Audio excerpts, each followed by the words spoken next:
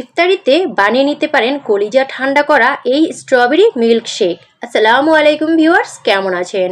আজকে আমি নিয়ে এলাম কতগুলো স্ট্রবেরি, আর আমার স্ট্রবেরিগুলো দেখেন কতটা রুষ্টপুষ্ট। এখন কিন্তু বাজারে এই স্ট্রবেরি অনেক পাওয়া যায়, আর এই যে ভেতরটাও কি সুন্দর লাল টুকটুকি স্ট্রবেরির, খুবই সুন্দর, খুবই ভালো।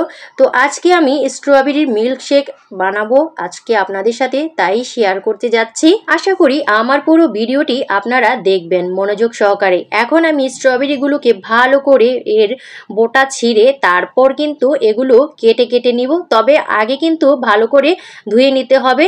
আর এখানে আমি গ্লাসেও একটু মানে সাজানোর জন্য একটা টুকরা রেখে দিলাম। তো এখানে একটু টুকরা টুকরা করে নিচ্ছি, আর পেছনের যে বোটাটা কালো অংশটা সেটা ফেলে দিচ্ছি। এখানে আমি স্লাইস করে নিচ্ছি, কারণ হচ্ছে স্ট্রবেরি মিল্কশেকের গ্রেভিটা খুব ভালো আসে এই কারণে যদি স্লাইস করে নেন।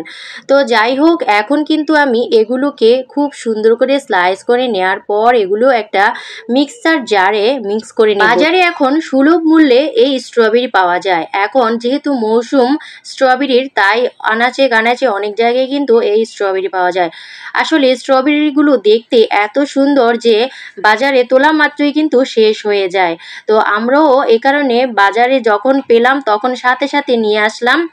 তো এখন আমি একটা মিক্সার জারে মিক্স করে নিচ্ছি। এর সাথে কিন্তু আমি দিয়ে দিব সামান্য পানি, আর দিয়ে দিব চিনি। আর বাংলাদেশি স্ট্রবেরি যেহেতু একটু টক টক, তাই এখানে চিনির পরিমাণটা একটু বেশি দিতে হবে। দিয়ে দিব একটু গুঁড়া দুধ, যেহেতু আমি মিল্কশেক তৈরি করব তাই দুধটা কিন্তু এখানে অ্যাড করতে হবে। এখন এখানে এটাকে আমি মিক্স করে আনবো।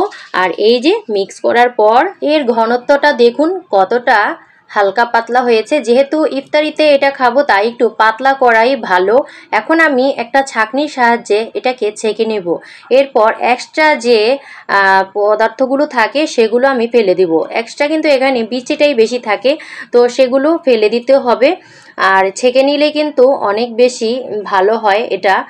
এটা কখনোই কিন্তু ছাঁকা ছাড়া খাবেন না, তাহলে কিন্তু এটা ভালো লাগবে না, মুখে দানা দানা লাগবে, তখন বাজে লাগবে। তাই একটু ছেঁকে নিলে এটা অনেক ফ্রেশ ফ্রেশ লাগবে।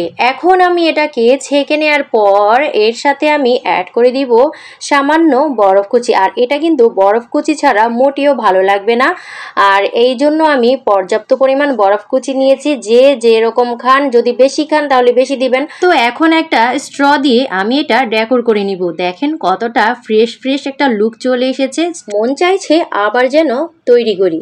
তো আমার এই জুসটা আপনাদের কাছে ভালো লাগলে অবশ্যই বাড়িতে ট্রাই করবেন। আর রমজানে বেশি বেশি এই ঠান্ডা শরবত জাতীয় জুস জাতীয় খাবার খাবেন। আজকের মতো বিদায়, আল্লাহ হাফিজ।